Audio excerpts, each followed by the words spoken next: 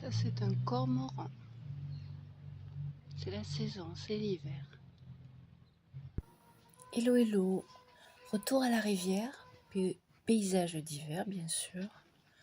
Avant de descendre, j'ai pris mon temps pour essayer d'attraper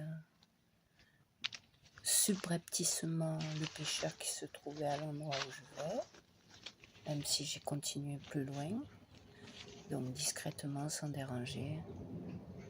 Il est là, on va poursuivre la balade. Je vais surtout parler au début, vous expliquer les 2-3 choses à ne pas louper, et puis après je me tairai. Alors là, dans ce sens, on remonte la rivière Le Lez, qui est la rivière qui longe la ville de Montpellier. Là-bas, c'est très certainement un goéland, une mouette ou une aigrette. En cette saison, on en voit davantage. Et à cet endroit précis se jette le Verdançon. C'est un ruisseau qui traverse Montpellier. Alors à la fin, comme c'était un jour de grève, il y avait peu de trams, je suis remontée à pied. À la fin, on va longer la partie du canal que je dois faire un jour pour les tags. Entre le stade Philippides et cet endroit, tout ce canal est tagué par toutes sortes d'artistes amateurs. Il y aura plusieurs vues de cette maison parce qu'il y avait quelqu'un qui bricolait. Alors pour attraper un peu de vie, on attrape ce qu'on peut. Le pêcheur encore une fois, et puis c'est tout, je ne l'ai pas pris au retour. Des tags même là qui ont déjà bougé depuis la dernière fois que j'ai filmé.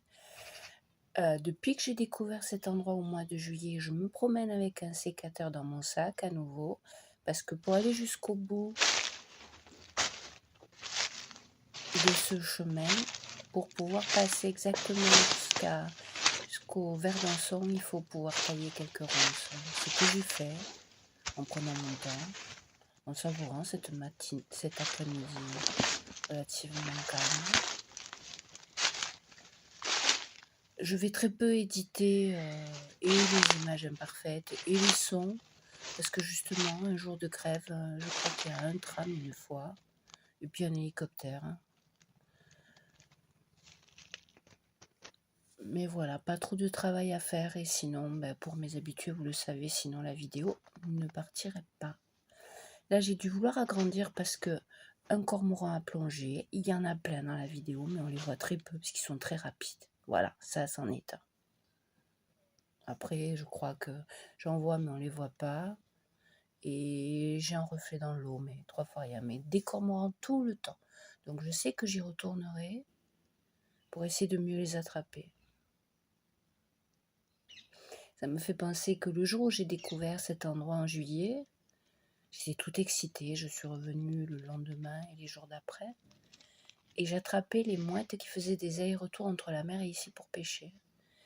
Et très vite, j'étais inquiète. Je me disais, mais comment tu vas faire pour varier les vues ? Il faudra trouver un angle différent parce que sinon, ça faisait comme une partie de ping-pong. Et au final, les mouettes qui n'arrêtaient pas d'aller venir sans arrêt sur l'écran, il n'y en a plus après.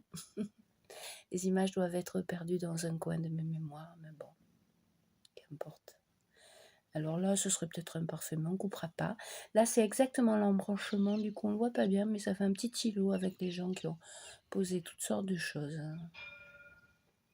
Bon, là, c'était le tram. Là, à nouveau, un cormoran, mais qu'on voit à peine à travers les branches. Et après avoir fait une pause, avoir taillé mon nouveau petit jardin secret, je suis repartie dans l'autre sens avec retour à pied. Je pense que j'ai raconté l'essentiel et qu'à partir de maintenant, je me tais.